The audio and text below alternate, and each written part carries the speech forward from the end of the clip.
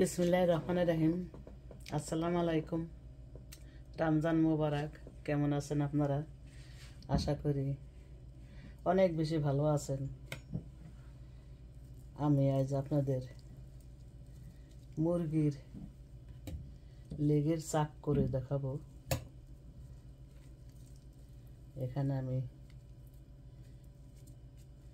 লেগের চাপগুলা চাপের যে মাঝখানে হাড্ডিটা, এই হাড্ডিগুলো আমি ছাড়িয়ে নিয়েছি। তা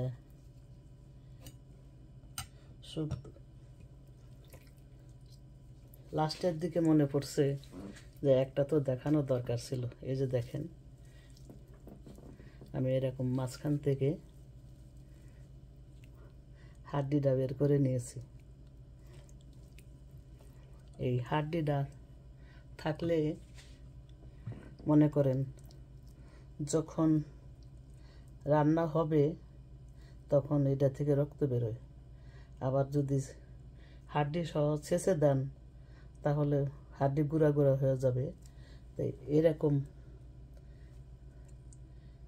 মাঝখান থেকে হাড় যেদিকে থাকে যে এরকমভাবে ফেরে নিছি। এই যে ফেরে আমি এখানে একটা কাটার দিয়ে এই হাড্ডিটা কেটে নিয়েছি। আমার গাছ কাটা একটা কাটার আছে, কেসি আছে। আর এটা টান দিলে এই যে এখানে একটা কসকসা হাড় আছে, যে দেখেন এখান থেকে টান দিলে এটা উঠাইছে। আর এই যে এইটুকু আছে বাকি। তাই চিন্তা করছি যে যখন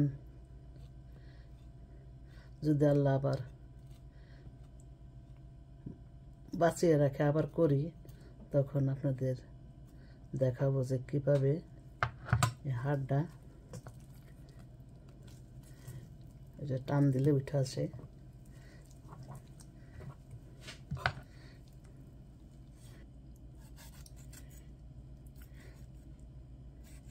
বুকের মাংস দিয়ে করলে সোজা, কিন্তু বুকের মাংস আমি বেশি পছন্দ করি না। এই যে দেখেন পুরোটাই উঠে নিয়েছি আর এখান থেকে কেটে নিয়েছি। এটা রাখবেন, এটা দেখতে সুন্দর হবে। আর এই যে দেখেন এখন এটা আমি করে নিয়েছি। আমি এদিক থেকে করছি, আবার কেউ এদিক থেকে করে। যাই হোক, এখন এগুলো একটু মানে ছেঁচে নেবো। এটা আপনারা কাঁটা চামচ দাও করতে পারেন, আসতে পারেন এরকম করে করে। আবার যাদের কাঁটা চামচ নাই তারা পাটার যে পুঁতা আছে, ওরা তো সবারই আছে, ওটা দিয়েও ছেঁচতে পারেন। আবার আমার কাছে একটা ছেঁচার একটা মেশিন আছে, ওটা দিয়েই ছেঁচবো। এই যেটা আমার ছেঁচানো ছেঁচের মাংস ছেঁচার হাতুড়িটা,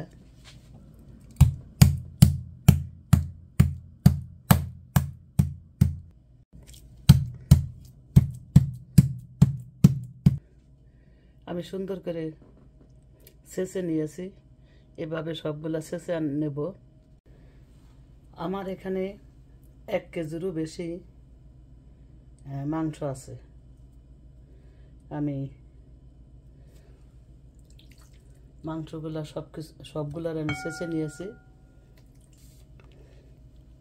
প্রথমে আমি সয়া সস দিয়ে দেবো 2 টেবিল চামচের মতন। তারপরে দেবো গোলমরিচের গুঁড়া 1 চামচের কম। তারপরে দেবো লাল মরিচের গুঁড়া 1.5 টেবিল চামচ। তারপরে দেবো টক দই 1 কাপ।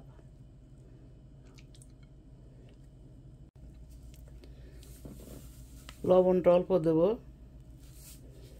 কারণ সয়া সস আছে, পরে টেস্ট করে দেব। আরও মশলা যাবে, এটা সিক্রেট মশলা আছে।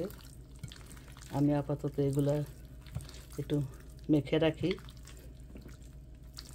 তারপরে ওই সিক্রেট মশলাটা আপনাদের দেখিয়ে এর ভিতর দিয়ে দেব।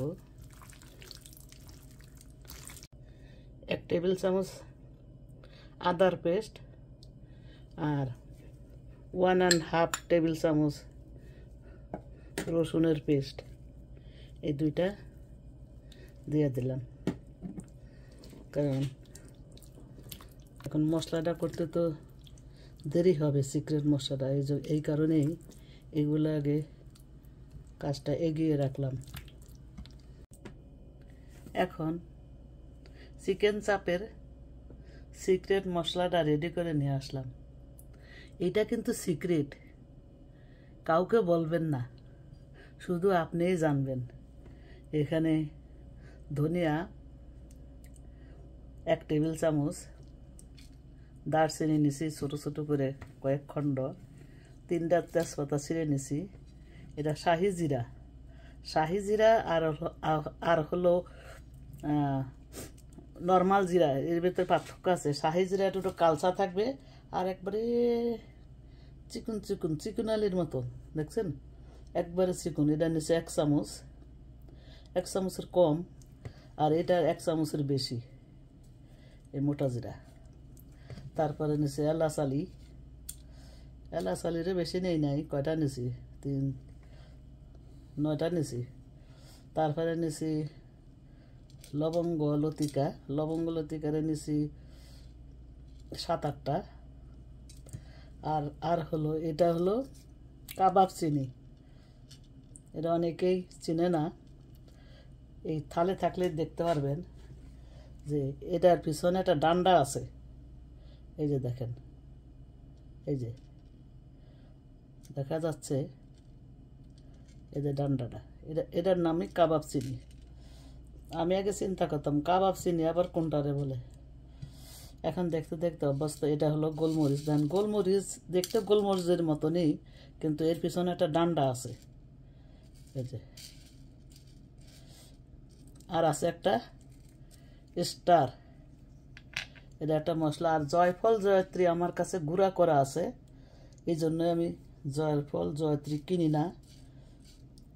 এটা মানে অল্প আছে, ভাজতে হবে যেন পুড়ে না যায়, কালারিং না হয়ে যায়, অল্প আছে ভাজতে হবে। মশলাগুলো আমি ফ্রাই প্যানে দিয়ে দিছি, যেগুলো মোটা মোটা সেগুলো একটু আগে দিছি। এখন একবারে হালকা আছে ভেজে নেব, একবারে লোতে রেখে।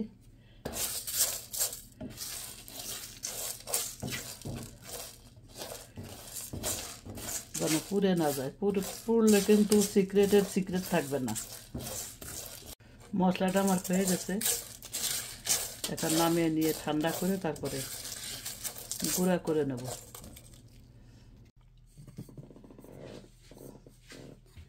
এখন সিক্রেট মশলাটা দেব।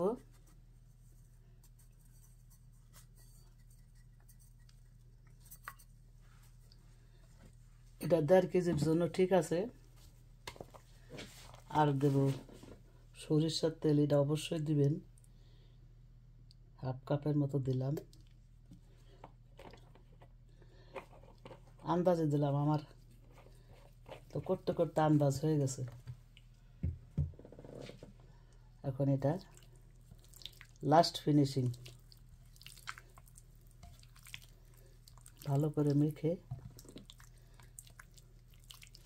তেলটা অবশ্যই দিবেন। আর কমপক্ষে 4-5 ঘন্টা রাখবেন, আর যদি না পারেন তাহলে 2 ঘন্টা করে ফ্রিজে রাখতে হবে। আর ওভারনাইট করলে আরও ভালো হয়।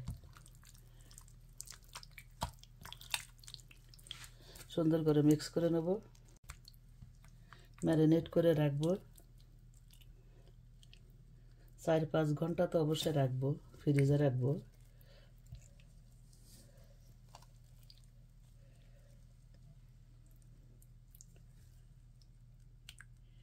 এই পর্যায়ে একটু লবণটা টেস্ট করবেন।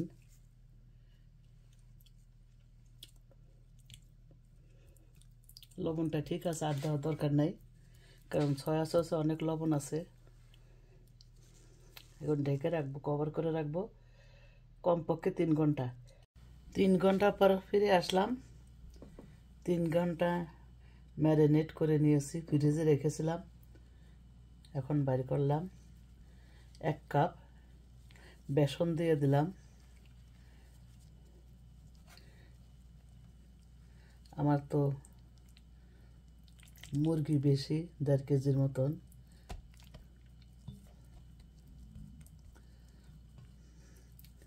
এই বেসনটা দিলে হয় কি, মশলাটা তেলের সাথে মিশা যাবে না, মশলাটা মাংসের সাথে থাকবে।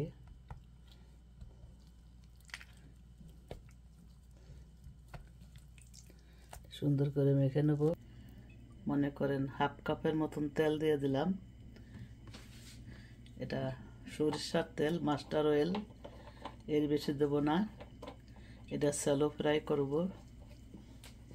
তেলটা গরম হয়ে গেছে, আমি 1 পিস দিয়ে দেবো। বিসমিল্লাহ।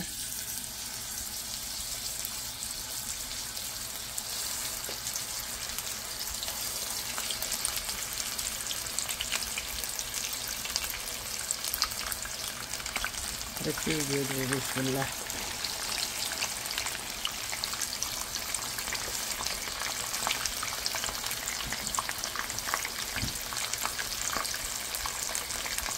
আস্তে আস্তে ভাজতে হবে, জালটা আমি আরও কমিয়ে দেব।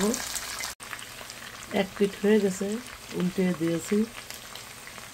এখন জালটা কমিয়ে রেখেছি, লোতে রেখেছি। লোর থেকে একটু বেশি, যেন ভিতরে কাঁচা না থাকে, আস্তে আস্তে কুক হোক। প্রায় হয়ে গেছে, চাপটা আমার হয়ে গেছে। এখন নামিয়ে নেব।